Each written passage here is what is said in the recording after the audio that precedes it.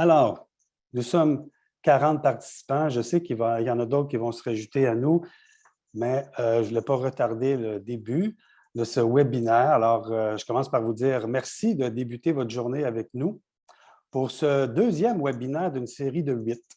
Donc, ils vont s'échelonner il y a eu un premier webinaire qui s'est déroulé la semaine dernière. C'est Nathalie qui l'a animé et Nathalie Simard, qui est ma collègue, qui va se présenter tantôt, et ça va se prolonger jusqu'en juin. Donc, on est à ce deuxième webinaire qui va aborder le sujet de la PFM et MADA, des leviers toujours actuels. Bon, tantôt, je vais vous présenter l'objectif de ce webinaire-là, mais le sujet principal, c'est vraiment la PFM et MADA. Donc, je vais co-animer ce webinaire-là avec ma collègue, Nathalie Simard, qui va se présenter tout de suite après, là. Mais avant que je lui passe la parole, j'aimerais vous dire également qu'il y a Marie-Laurence Roch, qui est de chez Espace Muni, qui va s'occuper, elle, de plus l'aspect technique, des problématiques. Donc, si vous avez un problème, incapable de vous connecter à un problème, je vais vous laisser son adresse courriel. C'est événement avec un S, @espacemuni.org. Donc, si vous avez un souci technique, vous pouvez tout simplement communiquer par courriel avec Marie-Laurence qui va tenter de trouver une solution à votre problématique. Puis, c'est elle aussi qui va s'occuper en cours de route. Là, il y a une section questions-réponses. Si vous avez des questions, elle n'aura pas réponse à tout, mais il y a des questions auxquelles elle va pouvoir répondre en cours de route. Donc, ça va être son rôle. Donc, avant de poursuivre, je vais laisser la parole à Nathalie qui va se présenter, puis je vais vous revenir tout de suite après. Alors, bonjour, bienvenue tout le monde. Merci d'être là, bien sûr. Donc, Nathalie Simard, coordonnatrice aux opérations chez Espace Muni. Je suis chez Espace Muni depuis 5 ans. J'ai fait différents programmes. Je suis arrivée en petite enfance. Après ça, je me suis occupée du volet famille, enfants, besoins particuliers. Donc, depuis peu, coordonnatrice aux opérations. Ça fait déjà plusieurs années, par contre, au-delà d'Espace Muni, que j'accompagne des municipalités dans toutes sortes de politiques, dont les politiques familiales municipales, les PFM, et municipalités amies des aînés, le MADA. Donc, je te repasse la parole, Denis. Merci, Nathalie. Alors, pour ma part, ça fait maintenant 18 ans que je travaille avec Espace Muni. J'ai accumulé plusieurs tâches. J'ai fait des accompagnements dans les municipalités. J'ai commencé comme ça, à faire des accompagnements. J'ai coordonné des projets chez Espace Muni. Actuellement, c'est moi qui s'occupe de la coordination de l'équipe d'accompagnement. Donc, plusieurs d'entre vous connaissez peut-être les accompagnateurs là, qui sont nos bras dans les milieux. Donc, je coordonne cette équipe-là et également, je veille au contenu, donc l'élaboration et la production des contenus en lien avec tout ce qui touche la PFM et MADA. Donc, voilà, ça me fait plaisir d'être avec vous et d'animer avec Nathalie ce webinaire ce matin. Donc, excusez-moi, je vais juste...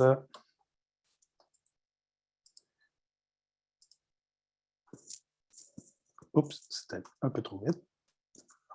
Excusez-moi, là, j'ai comme un petit... Voilà, je ne veux pas vous donner mal au cœur. Donc, qui sommes-nous? Espace Muni, bon, vous savez, avant, on s'appelait Carrefour Action municipale et famille depuis maintenant 3 ans, je pense. Hein, ça fait 3 ans. Le temps passe vite. Des fois, on a l'impression que 2 ans, là, il ne s'est rien passé en 2 ans, mais il s'est passé plein de choses. Là. On est né de la fusion de Réseau québécois Villes et Villages en santé et le Carrefour Action municipale et famille qui a donné Espace Muni. Ça fait maintenant 3 ans qu'on opère sous le nom d'Espace Muni, sauf que ça fait plus de 30 ans qu'on existe. Okay? 30 ans qu'on accompagne les municipalités. On est un organisme national qui veille à l'accompagnement des municipalités, qui voit à bien accompagner les municipalités. Surtout, c'est sûr qu'on a d'autres projets, mais on est né vraiment avec les PFM et MADA. Donc, au fil des années, on est devenu un joueur incontournable pour les municipalités qui recherchent à offrir à leurs citoyens et citoyennes un milieu de vie sain, actif, solidaire, inclusif et durable. Donc, je pense qu'en 30 ans, on peut maintenant se prétendre être un joueur incontournable. Je pense qu'on a un historique, on a une crédibilité et on a une légitimité dans le milieu. Notre vision, c'est d'offrir aux citoyens et citoyennes un environnement leur permettant de développer leur plein potentiel. Donc, voilà. Vous voyez trois mots. Trois mots dans l'encadré orange, inspiré, outillé, accompagné. Pour vous, c'est trois mots, c'est trois simples mots. Pour nous, ça veut dire tout.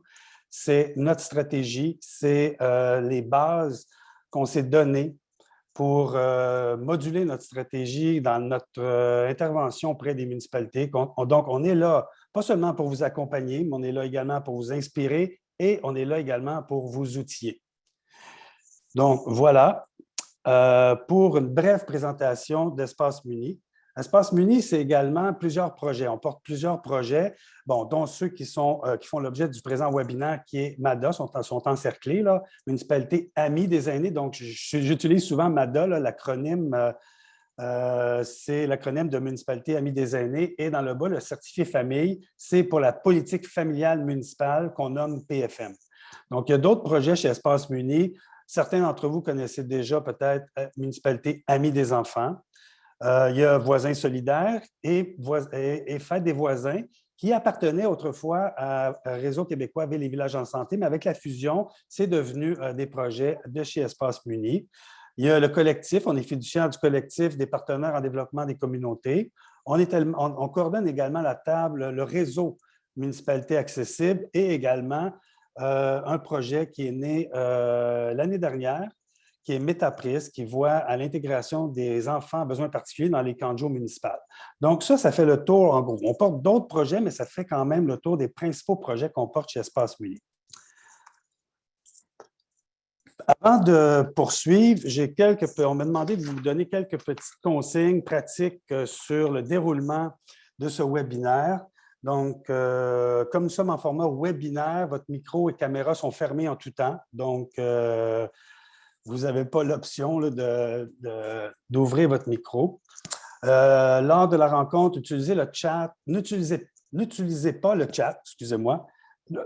Utilisez que lorsque c'est nécessaire pour éviter que les questions des autres participants ne se perdent dans le fil. Donc, dans le fond, n'utilisez pas le chat, mais utilisez plutôt la version questions-réponses. Il y a comme un petit icône là, qui apparaît en quelque part dans votre barre, là, qui est Q et R. Donc, utilisez pour poser vos questions. Okay? Puis, à la toute fin, on va prévoir une période de questions. Là, donc, rassemblez vos questions. Si vous voulez les mettre dans les questions-réponses, on y reviendra à la fin, mais il y aura une période à la toute fin pour répondre aux questions à main levée. Donc, voilà, j'ai fait en gros, j'espère que je n'ai pas passé à côté de certaines consignes importantes, là, mais en gros, c'est pas mal les conseils que je voulais vous donner.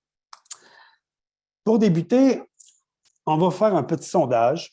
Donc, petit sondage brise-glace pour vous situer un peu dans le webinaire. Donc, il y a quatre situations, pas quatre questions, quatre situations qui vous sont proposées. Ils vont arriver à votre écran. Vous n'avez qu'à voter sur celle qui vous représente le plus. Donc, je vais les lire. Donc, nous avons eu déjà une PFM ou une MADA et nous souhaitons les mettre à jour prochainement. Donc, vous êtes en mise à jour, puis vous souhaitez le faire prochainement. Vous n'avez aucune des deux, soit PFM ou MADA, ou peut-être une des deux, mais vous souhaitez la mettre à jour prochainement. Et les deux autres, la subtilité, c'est que vous questionnez sur la pertinence, OK, de mettre à jour ou d'élaborer une PFM ou MADA. Vous ne savez pas trop encore si c'est le bon levier pour vous. Donc, voilà pour les quatre mises en situation. Je vais attendre les réponses, puis après ça, on va juste... Oh, je les vois en direct. Donc, je vois, nous avons déjà... Ça ne me surprend pas. Parce qu'il y en a quand même 900 au Québec. Le chiffre varie d'une année à l'autre, mais c'est assez rare les municipalités qui sont à leur première élaboration. Donc, on peut comprendre là, que je suis assez étonné quand même. Je suis agréablement étonné de voir que vous souhaitez vraiment, il y a une volonté de les mettre à jour. C'est drôle, quand j'ai élaboré ce petit sondage, les questions, je me demandais si vous vous questionniez sur la pertinence. Donc, je m'attendais à avoir un peu plus de réponses là, de votre part dans les deux les deux choix où est-ce que vous vous questionnez sur la pertinence d'avoir une PFM MADA, parce que chez Espace Muni, on se questionne tout le temps. On se questionne tout le temps, c'est ce qui nous permet d'évoluer, c'est ce qui nous permet de faire évoluer la PFM et MADA dans la bonne direction, répondre aux besoins, parce qu'on trouve que c'est sain de se questionner sur la pertinence. OK? Donc, écoutez, je trouve ça vraiment intéressant que vous ayez déjà cette volonté-là, puis que ça fait partie de vos réflexes que de faire appel à PFM et MADA. Donc, c'est quand même 54, 21. Là, je vois qu'on est 39 participants. Il y a quand même 21, 54 là, qui voient encore la pertinence, qui ne se questionnent même pas, qui disent on est rendu là, puis on va la mettre à jour. Donc, je pense est-ce qu'il y a d'autres réponses à venir? Je pense qu'on pourrait passer à la suite. Dans le fond, là, oui? OK. Dans le fond, ce que je voulais, c'est ce qu'on voulait faire avec cette petite question-là, c'est que vous ne vous sentiez pas seul dans les questions que vous vous posiez ou dans la façon que vous abordez ce webinaire-là. Donc, vous comprenez que vous êtes plusieurs à vouloir et à souhaiter mettre à jour votre PFM ou MADA prochainement. Donc, voilà, je vais départager et je vais poursuivre le webinaire en enchaînant sur les objectifs poursuivis. Donc, je ne vous lirai pas là, les premiers paragraphes. C'est certain qu'on va aborder avec vous les principales conditions. Ça va faire partie d'une portion de ce webinaire-là, les conditions qui font de la PFM MADA des leviers véritables. Mais moi et Nathalie, on s'est questionné sur des objectifs cachés. Donc, on s'est dit, au terme de ce webinaire-là, qu'est-ce qu'on veut? OK? Bien, ce qu'on veut surtout, c'est d'avoir suscité l'intérêt d'élaborer et de mettre à jour votre PFM et MADA. Donc, ce qu'on a pu constater dans les résultats du sondage, c'est que vous avez déjà cet intérêt-là, donc on trouve ça très bien déjà, mais également, on veut vous démontrer que la PFM MADA, c'est toujours des leviers pertinents et actuels. Donc, si vous sortez de ce webinaire-là avec ces deux choses-là qu'on a suscité votre intérêt, qu'on a pu vous démontrer la pertinence, je pense qu'on va avoir réussi ce webinaire-là au-delà des conditions de tout ce qu'on pourrait vous dire en cours de route. Donc, voilà. Pour la suite des choses, je vais laisser le soin à Nathalie de vous présenter le contenu des autres diapos. Merci, Denis. Donc, on y va du général au spécifique. Donc, d'abord, avant de tomber dans les contenus, dans les conditions gagnantes, il y a quand même 3 caractéristiques qui se collent très bien aux politiques familiales, municipales, puis à la municipalité aimée des enfants.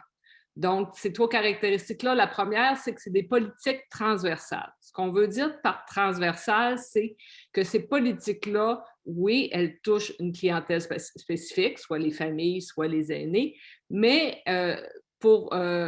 à travers différentes actions qui touchent différents services municipaux. Donc, on retrouve à la fois dans des politiques familiales, municipales et MADA, des activités en loisirs, en transport, des actions en travaux publics, en aménagement. Donc, c'est transversal, interservice, ça interpelle l'ensemble des services de la municipalité, l'ensemble de la municipalité pour pouvoir répondre aux besoins de nos 2 clientèles ciblées. C'est aussi transversal parce que ça vous permet d'apporter plusieurs enjeux, différents enjeux. Je vais y revenir tantôt sur les différents enjeux qu'on peut toucher, mais on en nomme ici quelques-uns, donc l'immigration, l'accessibilité universelle, les saines habitudes de vie. Donc, ces politiques-là, elles s'adressent, comme je disais tantôt, à des clientèles, mais elles permettent de répondre à plusieurs enjeux qui touchent ces 2 clientèles-là. Une autre caractéristique super importante, il s'agit de processus concertés. Hein? On ne peut pas faire ces politiques-là toutes seules dans notre bureau à les écrire. Ce qui est important, c'est de réunir les acteurs internes de la municipalité, mais aussi externes, les organismes, la communauté, etc., pour pouvoir faire ces démarches-là. Et on dit souvent que le processus est presque aussi important que le résultat de la fin.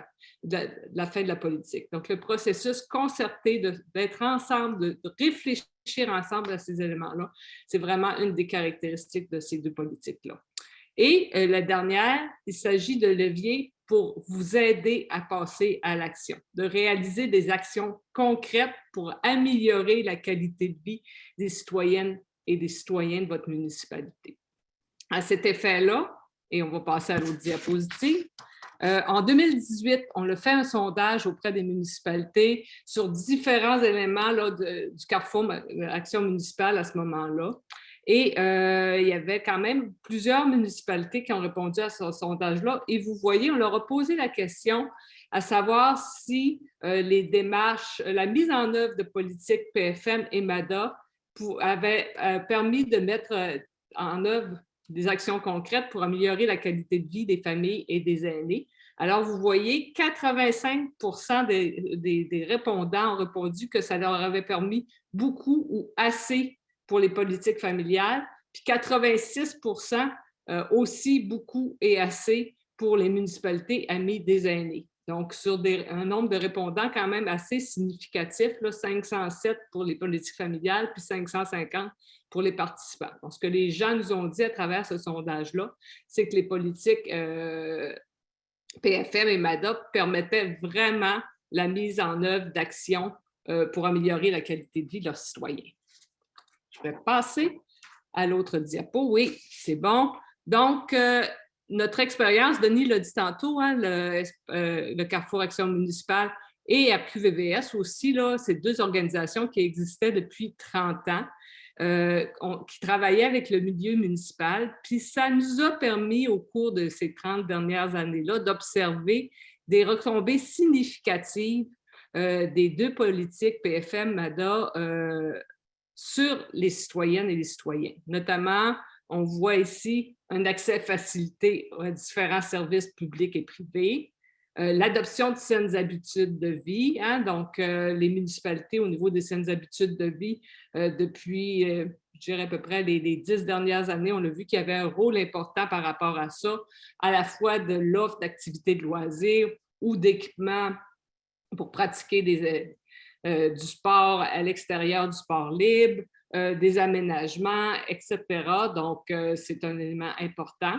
Ça a permis aussi de créer des liens intergénérationnels. On voit souvent ça dans les plans d'action de politique PFM, MADA, des activités, par la création d'activités de liens intergénérationnels, mais aussi la création de lieux qui permettent de faire ces liens-là. Ça a permis, bien sûr, un accroissement du sentiment de sécurité parce que souvent, l'aspect sécurité, tantôt je vous disais, c'est transversal, il y a différents enjeux, donc c'est un enjeu qui ressort quand même souvent dans les politiques, ne serait-ce que la sécurité au niveau des déplacements, quand les gens se déplacent à pied, à vélo, l'éclairage dans les parcs, donc c'est tous des éléments qu'on retrouve dans ces plans d'action-là. Un accès à des services de santé adéquats. Donc, santé, on se dit, la santé, ce n'est pas nécessairement le champ de compétences des municipalités, mais on a constaté au cours des années que quand même, ces politiques-là permettent de mettre l'accent soit sur des actions indirectes qui donnent l'accès à des services de santé, exemple, en améliorant le transport pour se rendre vers les services de santé, en soutenant des services de voitures, je cherche le nom, mais de transport de bénévoles pour amener les gens vers les soins de santé, mais même aussi des fois des actions directes. J'ai déjà vu dans des politiques que la municipalité s'impliquait pour la mise d'une place d'une coopérative de santé. Donc, il y a des éléments qui découlent de ça. Et une offre d'habitation plus diversifiée pour les jeunes, les aînés, les familles, les personnes vulnérables, etc. C'est un élément qui sort souvent aussi dans les politiques. Donc, ça, c'est des retombées pour les citoyens. Au niveau de la communauté, on recense aussi des retombées importantes, un développement de sentiment d'appartenance, de solidarité et d'entraide. Tantôt, Denis a mentionné Voisins solidaires, qui est un des programmes qui nous permettent de faire ça aussi au sein des municipalités. Mais donc, on sent que les politiques, souvent, c'est dans le souhait de créer des événements, de créer des moments où les gens peuvent participer ensemble, de favoriser les rencontres sociales, une rétention et un accueil des jeunes familles dans les municipalités. Donc, et on dit aussi un maintien des personnes aînées dans leur communauté. Donc, souvent, ça, on le voit par l'offre de services de proximité. Si c'est pour les familles, des fois, la réflexion par rapport aux services de garde éducatif à l'enfance, ou pour les aînés, quand on disait santé, mais de loisirs, des éléments qui permettent aussi de pouvoir se déplacer, des infrastructures, des saines habitudes de vie, etc. Un soutien et une reconnaissance accrue des organismes du milieu qui œuvrent auprès des familles et des aînés, c'est souvent par une priorisation de ces organismes-là, comment la municipalité peut mieux les soutenir pour qu'eux soutiennent mieux les familles et les aînés. Une meilleure mise en commun et partage de l'expertise, des ressources. Donc, bien sûr, on le dit, c'est concerté, les gens travaillent ensemble, comment on peut réussir à offrir les services, les meilleurs services avec en combinant nos ressources, des aménagements favorables au vieillissement actif, puis une présence de vie démocratique, dynamique et participative, notamment, par exemple, avec des budgets participatifs ou différents éléments, la mise en place d'un comité de suivi de ces politiques-là. Donc, voilà pour les retombées. Ce qu'on a nommé tantôt aussi, c'est que c'était transversal parce que ça permettait de répondre à plusieurs enjeux. Ce qui est important de mentionner par rapport à ça, c'est qu'au cours des années, au cours des 30, la PFM, là, ça fait vraiment 30 ans que ça existe, un peu moins longtemps MADA. Les enjeux qui étaient présents à ce moment-là pour les municipalités n'étaient pas nécessairement les mêmes qu'aujourd'hui, mais ça a permis d'évoluer et de répondre aux nouveaux enjeux. Donc là, ici, on vous en a mis quelques-uns, le vieillissement de la population, l'isolement social, les changements climatiques. Donc, il y a différents enjeux pour lesquels on peut répondre par les PFM et les MADA.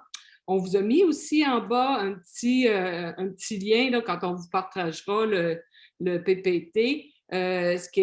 Au cours des dernières élections municipales en novembre dernier, il y a eu une recension à travers les promesses et les programmes d'élection pour savoir c'est quoi les principaux enjeux qui étaient présentés par les municipalités à ce moment-là. Et il y en a ressorti 5, l'environnement, le logement, le développement économique, l'aménagement et l'infrastructure et finalement l'inclusion et la qualité de vie.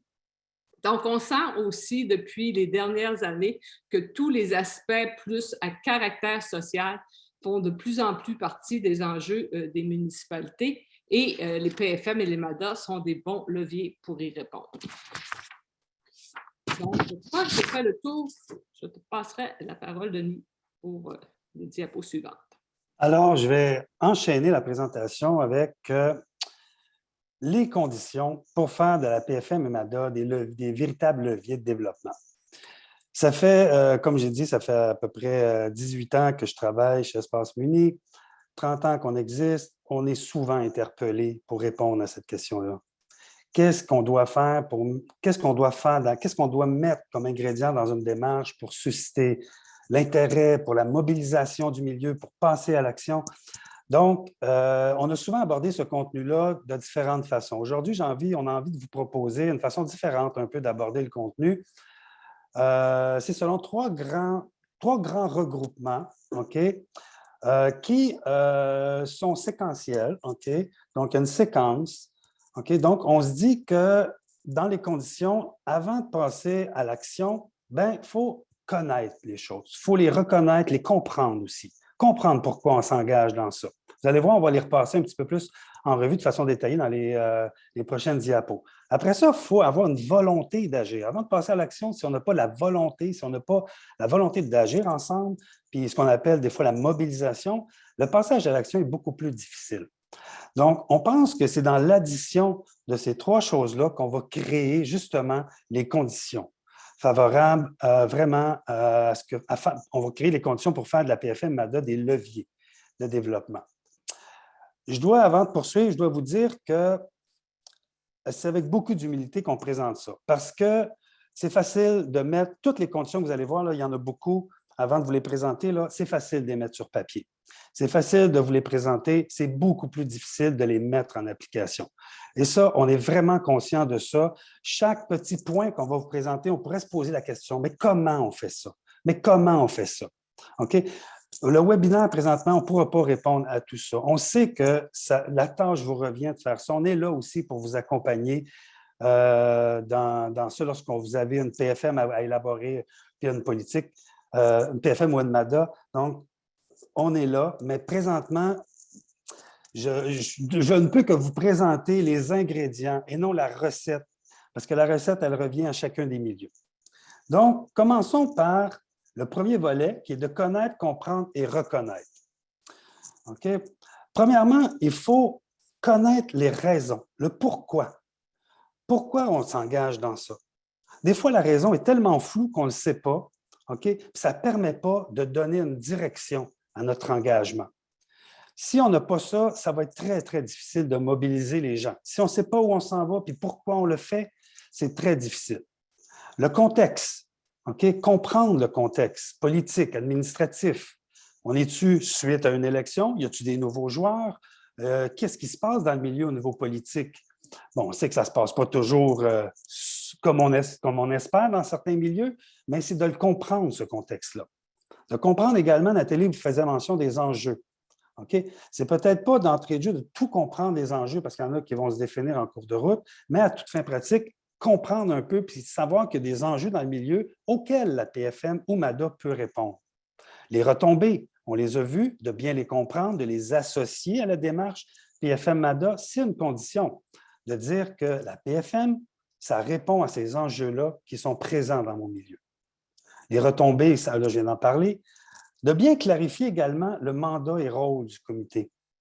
Okay? Et plus bas, là, je vais parler du rôle des principaux acteurs impliqués. Donc, cette définition-là, puis de bien comprendre et surtout de reconnaître ces rôles-là, ça fait partie des conditions essentielles qu'on doit mettre en place dès le début. Okay? Quand on comprend pourquoi on est là-dedans, quand on comprend quel est notre rôle dans cette démarche-là, okay? Qu'on parle du RQF, le répondant des questions familiales, je suis certain qu'il y en a plusieurs d'entre vous là, aujourd'hui qui avaient ce rôle-là au sein des municipalités. Quand on comprend bien son rôle, okay? Quand il est reconnu par ses pairs, par le milieu, mais c'est beaucoup plus facile d'aller dans une direction. Il y a la contribution des acteurs de la communauté aussi, qui est importante.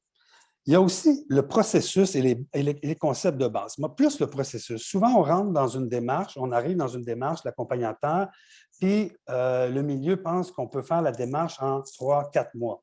Okay?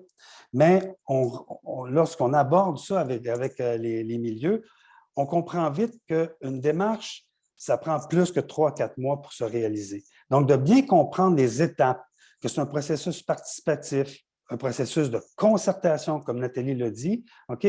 Bien, ces deux éléments-là font en sorte que la démarche, pour qu'elle soit appropriée dans son milieu, bien, ça prend un temps. Ça prend moi, je dirais entre 18 et 24 mois. Des fois, il y en a qui le font en 12 mois. Mais le processus et les étapes à réaliser, c'est important de bien les connaître et de les reconnaître.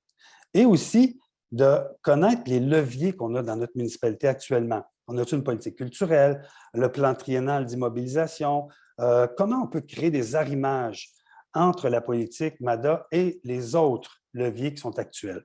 Donc, une fois qu'on a compris ces éléments-là, qu'on les a reconnus également pour certains, bien là, on peut espérer aller dans une direction qui nous rassemble.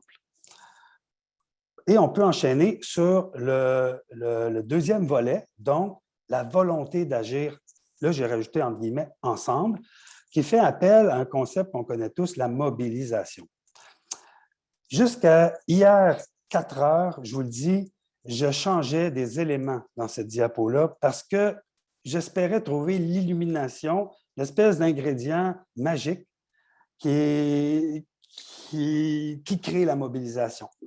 Bien, je ne l'ai pas trouvé. C'est certain que je dois m'en remettre, malheureusement, à des ingrédients. La recette, OK, elle appartient à chacun des milieux.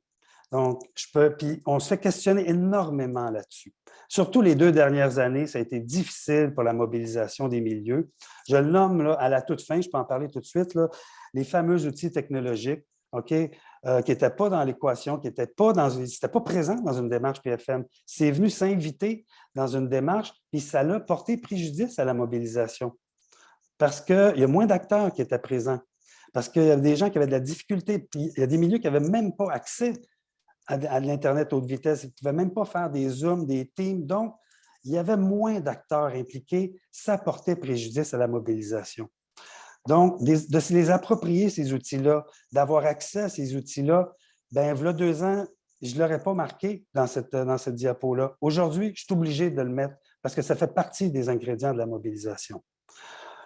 L'autre élément, là, je reviens vers le haut, la volonté et le leadership politique. Depuis le début, celui-là, on l'a. C'est celui que je suis incapable d'enlever, de modifier. Ça s'appelle toujours comme ça.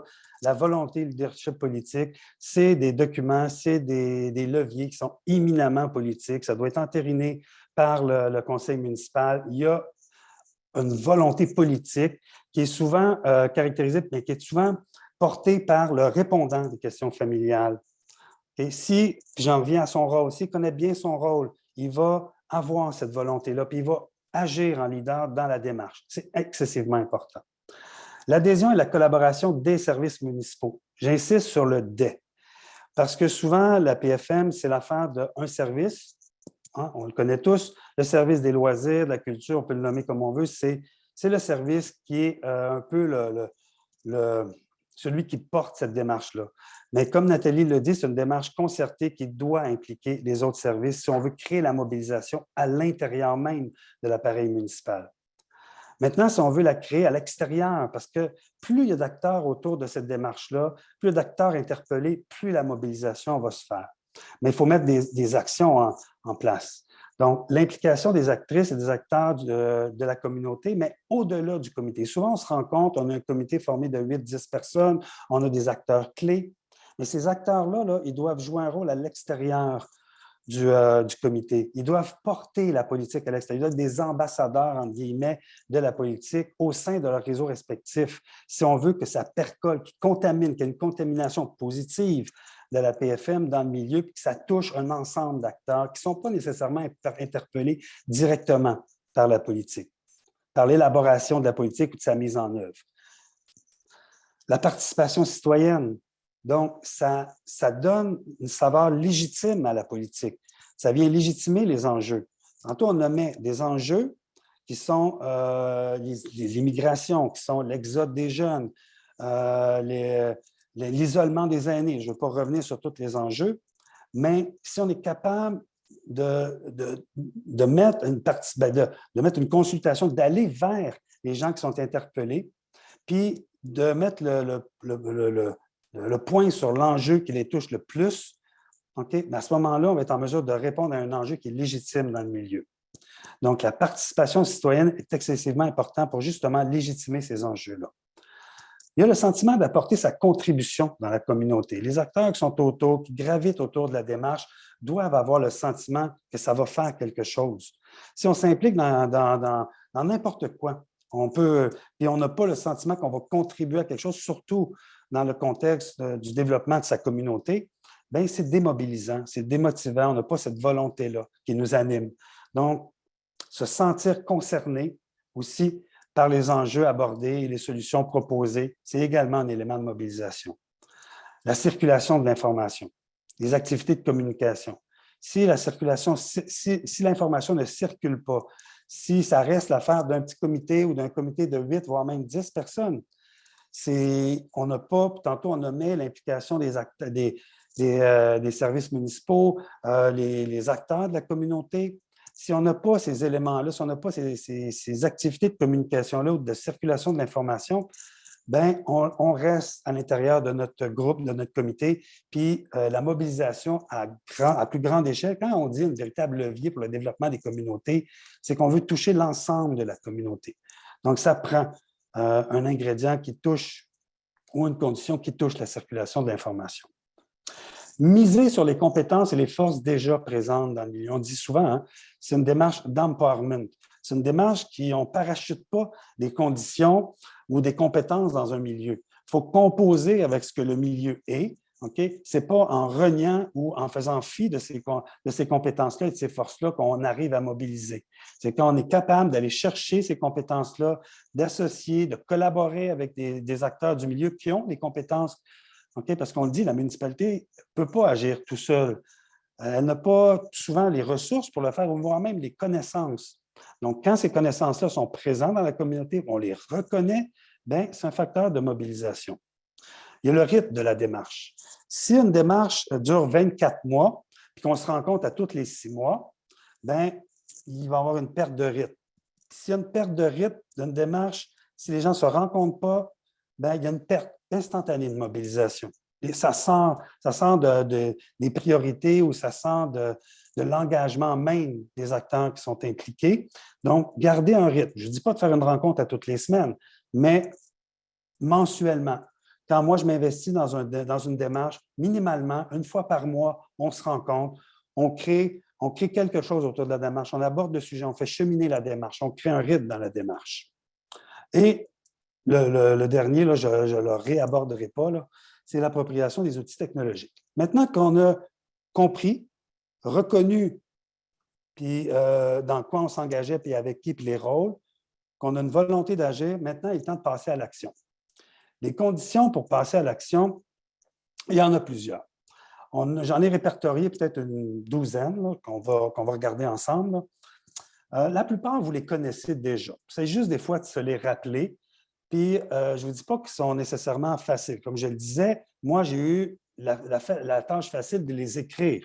Vous devez les appliquer. C'est beaucoup plus difficile. Donc, pour passer à l'action, les conditions, avoir une personne disposant de temps dédié pour le suivi et la mise en œuvre.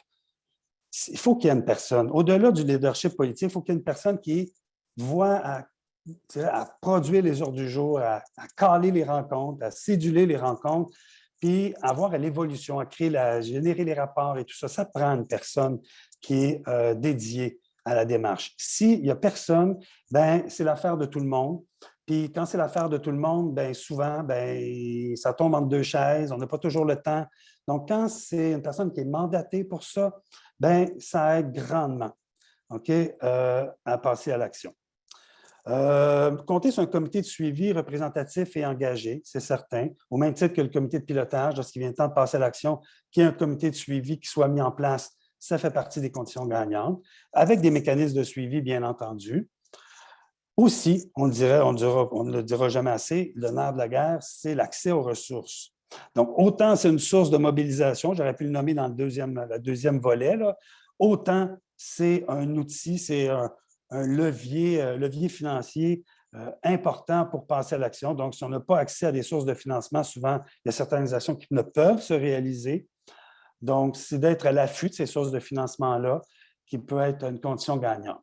Le travail collaboratif intersectoriel, donc, ce n'est pas nécessairement juste dans l'élaboration de ces politiques-là qu'on doit créer ce travail collaboratif-là, mais c'est également lors de la mise en œuvre puis de la réalisation des actions. Donc, briser les silos, travailler en collaboration, pas seulement à l'intérieur même de la municipalité, mais avec d'autres acteurs de la communauté également. La participation citoyenne et sociale. Donc, on dit toujours qu'il y a le pour et par ou le par et pour, mais il y a également le avec. On l'oublie souvent, le avec. Mais c'est important d'impliquer on donne l'exemple avec MADA, d'impliquer les aînés dans la réalisation des actions. Pas seulement les organisations, mais les aînés eux-mêmes dans la réalisation puis le passage à l'action. Les opportunités à saisir. Donc, c'est certain que tout ne peut pas être prévu lors de l'élaboration des politiques, mais chemin faisant, au cours des 3 années, le plan triennal, et ça se peut qu'il y ait des opportunités qui se présentent, un programme de financement qui est mis en place. À ce moment-là, c'est de saisir les opportunités. On ne doit pas se dire, parce que ce n'est pas indiqué dans la politique, qu'on ne doit pas le réaliser, mais c'est d'être à l'affût justement de ces opportunités-là, de ces sources de financement-là, qui peuvent se pointer le nez en cours de réalisation du plan d'action. D'assurer la visibilité des réalisations. Ça, c'est très important. Au niveau de la mobilisation également, ça peut être important. Donc, quand on réalise de quoi, bien, n'hésitez pas, faites-la connaître. N'hésitez pas à mettre ça dans gros encart dans le journal local. Ouais, on fait des activités de communication, on fait des choses, pas seulement sur le site Internet de la municipalité, mais on le fait connaître dans la population par les outils de communication qui les touchent. Bon, la circulation de l'information, je l'ai nommé aussi, c'est important. L'implication des différents services tout au long de la démarche.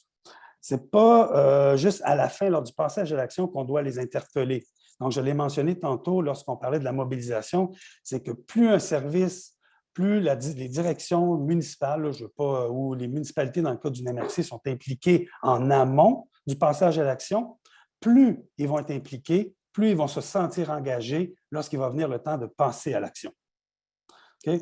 Donc, de les impliquer dès le départ, de les informer. Pas seulement, ça se peut qu'ils ne soient pas présents au sein du comité en acteur direct à la démarche, mais le fait de les impliquer en amont, de les impliquer au niveau de la consultation, okay, lorsqu'on doit bâtir le portrait des services et des ressources, lorsqu'on doit même élaborer certaines actions, de leur demander leur avis, bien, lorsqu'il va venir le temps de passer à l'action, je vous garantis que ça va être un facteur déterminant pour la réalisation de l'action. Et le dernier, avant de passer la parole à Nathalie, qui va enchaîner sur ce dernier point-là, dans la cohérence entre les politiques et plans d'action qui sont déjà présents.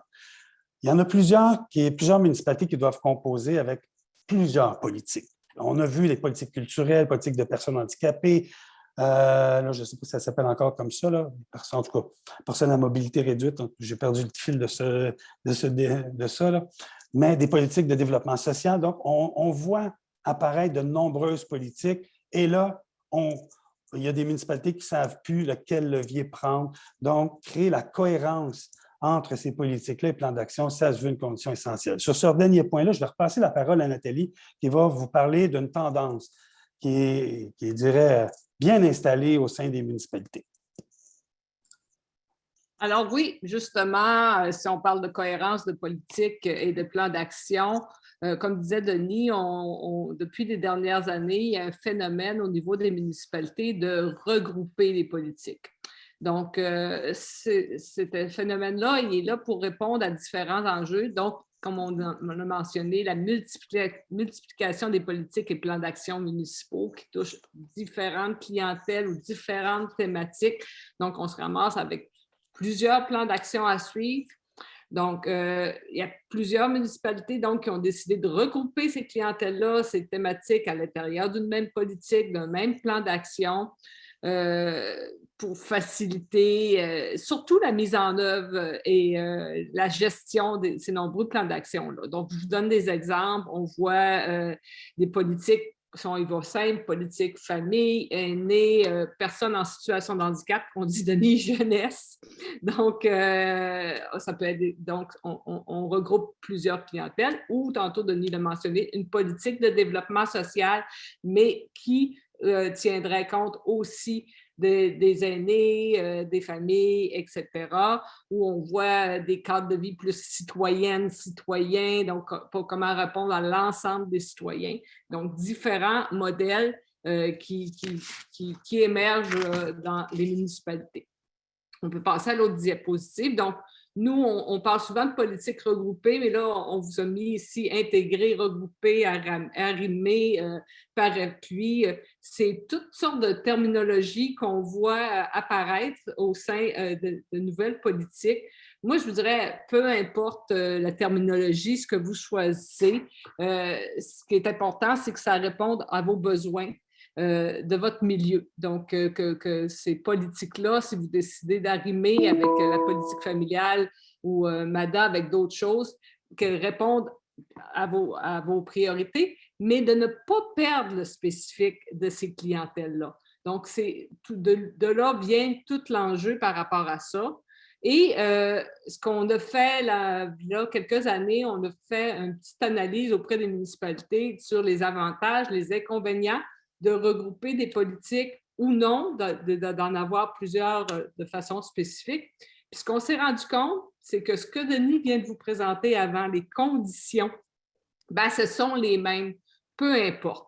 Donc, ça prend de toute façon une volonté politique, un modèle de gouvernance clair, faut être à l'écoute de la communauté, de ses besoins. Il faut s'assurer de la participation des citoyens. Il faut être en mode échange avec nos organismes et nos institutions, faire des suivis réguliers avec tout ce beau monde-là, maintenir des liens de communication constants entre les acteurs internes, externes, puis impliquer l'ensemble de l'appareil municipal. Donc, on est dans les mêmes conditions de succès qu'on regroupe ou qu'on maintienne des politiques plus thématiques par clientèle.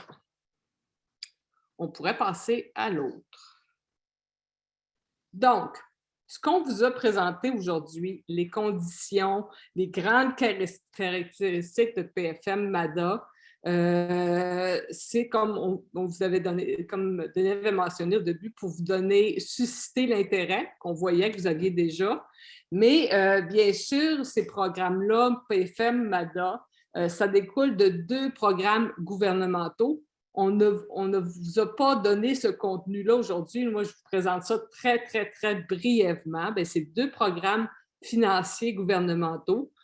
Pour la PFM, c'est le ministère de la Famille. Pour MADA, c'est le secrétariat des aînés. Il y a des appels de projets, je dirais plus réguliers pour MADA, mais quelques-uns pour PFM. Il y en a un qui s'est terminé là, il n'y a pas longtemps. Avec ces programmes de soutien financier-là que vous pouvez obtenir, il y a des heures de soutien technique qui sont fournies. Et ces heures de soutien technique-là qui sont vraiment différentes pour les 2 types de programmes, elles sont offertes par Espace Muni, donc par l'ensemble de l'équipe d'accompagnement qui sont sur le territoire du Québec.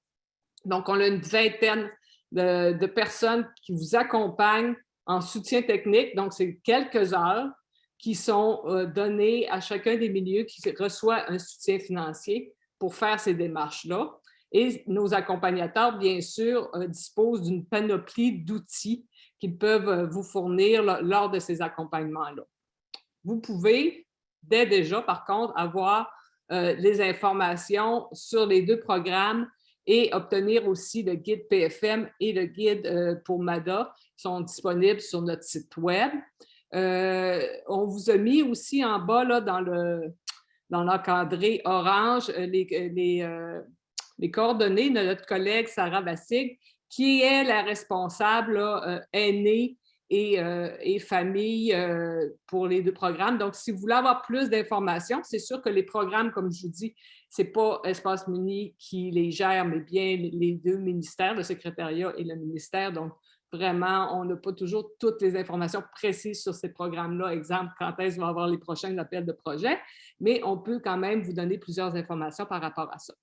On l'a mentionné aussi que depuis la dernière année, on le faisait déjà chez Espace Muni, mais plus intensément depuis les dernières années. Il y a possibilité d'obtenir aussi des offres de services auprès de nous, notamment pour des charges de projet, si vous voulez faire des charges de projet PFM, MADA ou de politique regroupée.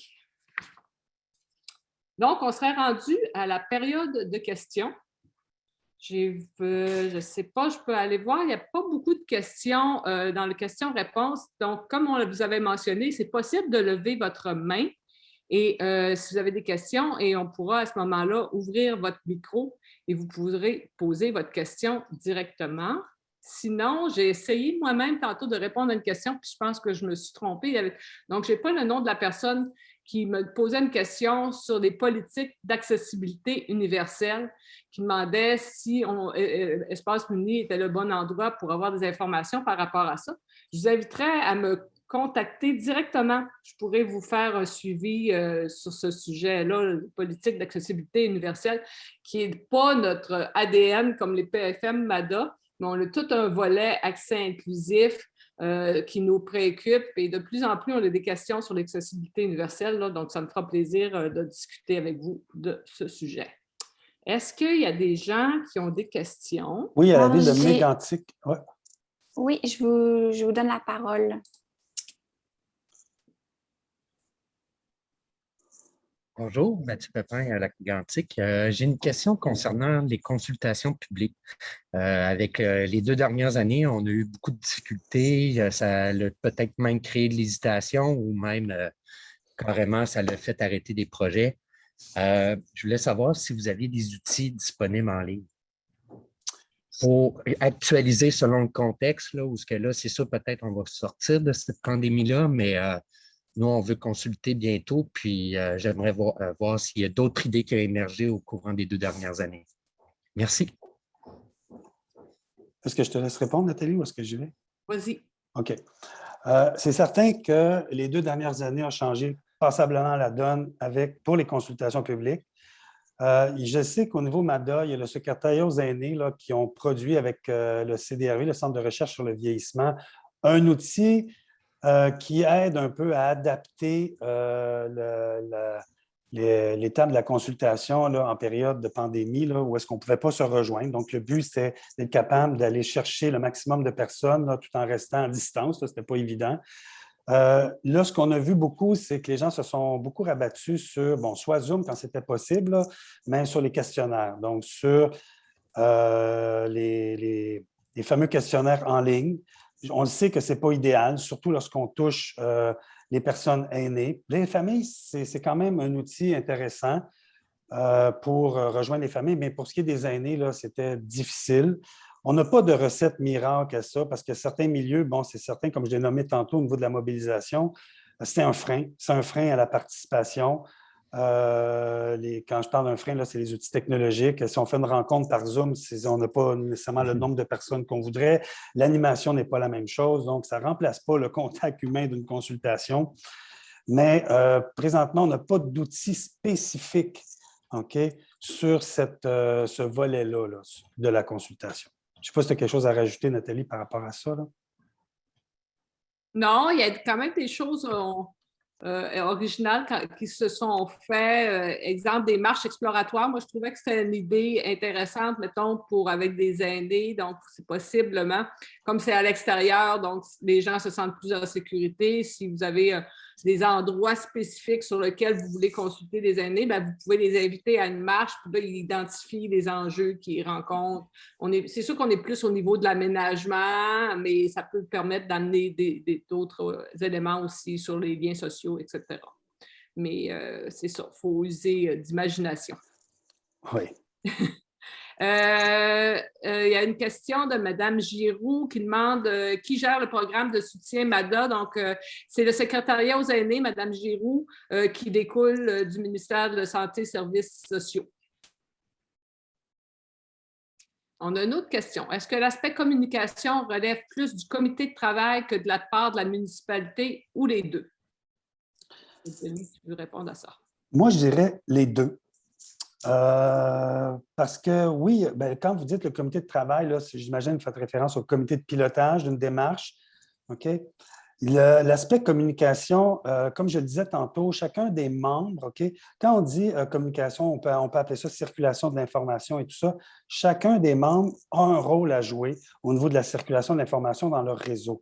Lorsqu'on touche plus l'aspect de la municipalité, l'aspect des services, à ce moment-là, c'est bien de mettre, s'il y a un service de communication au sein de la municipalité, c'est bien de le mettre dans la boucle. C'est bien de l'interpeller pour justement que ça aille vers les outils, soit le site Internet, s'il y a un journal interne à la municipalité, que ça soit également présent dans le journal de la municipalité. Donc, moi, je dirais que c'est un mélange. C'est un mélange entre le comité et la municipalité.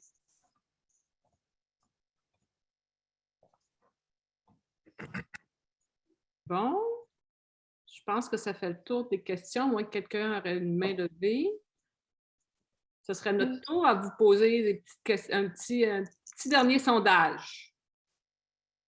Donc, on veut connaître, on veut que vous nous aidiez à déterminer la pertinence du contenu qu'on vous a présenté ce matin.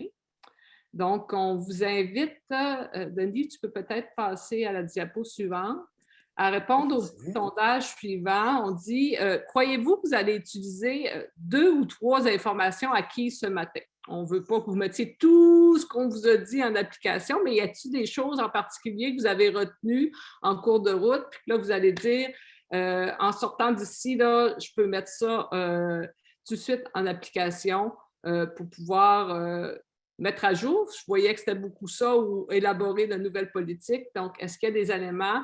Donc, croyez-vous que vous allez utiliser 2 ou 3 informations acquises ce matin? On vous dit c'est très probable, plutôt probable, peu probable, improbable. Je ne sais pas. On vous demande de répondre. Et moi, je ne vois pas les réponses, Denis, donc je vais te laisser. Ah, moi, je les vois. Oui, je sais. Donc, à date, c'est assez positif, je dirais. Très probable, plutôt probable. Donc, je pense que c'est sûr que 2 ou 3 éléments avec tout ce qu'on a nommé, ça peut être facile à trouver, là. Mais écoutez, mais je reviens à l'objectif caché du départ, c'est si on a suscité votre intérêt, si lorsque vous allez quitter ce webinaire-là, vous êtes convaincu ou que vous avez la motivation de faire de la politique familiale un levier pour votre communauté, bien, je pense qu'on aura rencontré l'objectif qu'on s'était fixé, moi et Nathalie, là, dans le cadre de ce webinaire-là. Donc, oui, vous avez retenu des choses, mais c'est surtout votre intérêt à poursuivre qui est important pour nous. Donc, c'est bon. Donc, pour finir, je peux peut-être passer à la dernière diapo, Denis. On vous rappelle que, comme Denis disait au début, là, il y a plusieurs webinaires. C'est le 2e d'une série. Il en reste encore 6 d'ici la mi-juin. Donc, sur les différents programmes, sujets, projets au sein d'Espace Muni. Donc, le prochain à la mi-mars sur les municipalités aimées des enfants, donc les plus petites citoyennes et petits citoyens. Après, quand même un élément sur l'habitation, les milieux de vie pour aînés, un élément, un sur l'accès inclusif, donc toute l'accessibilité pour les personnes en situation de handicap, le réflexe santé au sein de la municipalité, un sur la participation citoyenne et un dernier sur le développement des communautés. Donc, on vous invite à être parmi nous. Il y a aussi la tournée qui continue donc, dans différentes régions du Québec. Sur notre site Internet, là, vous avez l'information. Et Marie-Laurence, qui était en soutien technique avec nous, qui est responsable de ça aussi, si jamais vous avez ses coordonnées ici en bas, si vous voulez avoir l'information. Le webinaire de ce matin a été enregistré, donc vous pourrez le partager. La présentation vous sera aussi transmise par courriel d'ici quelques jours. Donc, merci à tous d'être là. Merci, Denis. Je ne sais pas si tu avais un mot de la fin.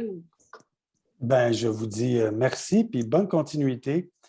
Puis, écoutez, on est toujours là. Je sais qu'on n'a pas eu réponse à tout aujourd'hui. On a suscité votre intérêt, mais je vous rappelle les 3 mots de notre stratégie de base, ceux que j'ai présentés au départ. Accompagnement, inspirer, outiller. Donc, n'hésitez pas à faire appel à nous pour ça. Donc, merci beaucoup de votre participation et bonne journée à tous. Bonne journée.